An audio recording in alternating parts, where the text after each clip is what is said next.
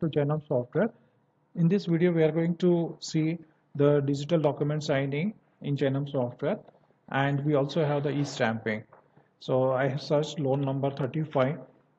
In there, I have clicked a print, selected print agreement, loan agreement, click print to download as a PDF, then upload that PDF to the file.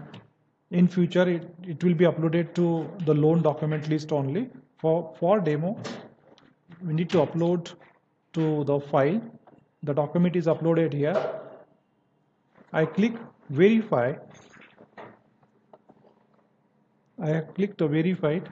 After verification, a number is generated and sent for e-sign. Then a message will come.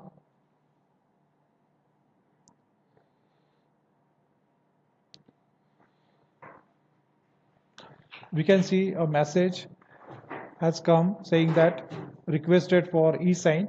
I click the document. I click continue. Then enter the security code.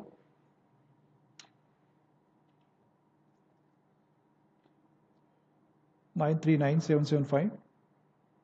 939775. Submit. Then it shows the loan agreement which we uploaded. We'll click sign now. It will ask to enter the OTP. I click I agree.